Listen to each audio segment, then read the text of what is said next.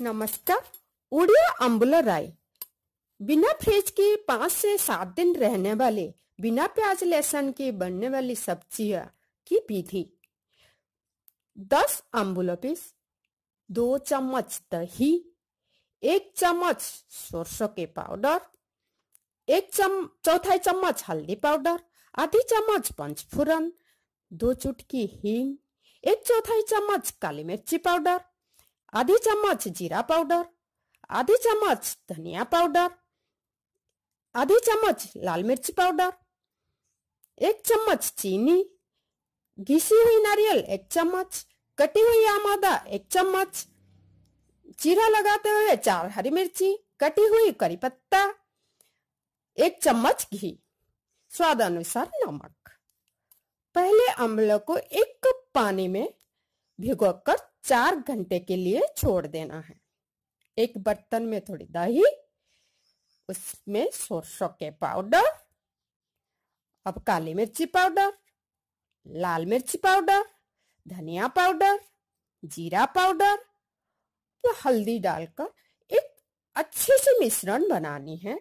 इस मिश्रण से हमें अम्बुला राई को बनानी है। कढ़ाई में घी गरम करिए। घी को धीमी आंच पे गरम करनी है।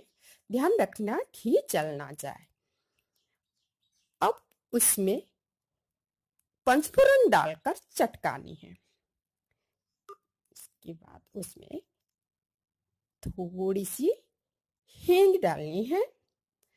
हींग के बाद चीरा लगाए हुए हरी मिर्च 4 डालनी है। इनको भी पकानी है। पकने के बाद अब उसमें कटी हुई करी पत्ता डालनी है। इन सबको अच्छे से पकानी है। अब भिगोए हुए अम्बुला और पानी इनको अच्छे से उबालना है। पहले से प्रस्तुत किया हुआ मसाले के मिश्रण को इन पे डालने हैं। अब इनको डालकर अच्छे से मिलाना है। अब थोड़ी सी नमक, 1 चम्मच चीनी डालकर इनको अच्छे से मिला देना है। ढककर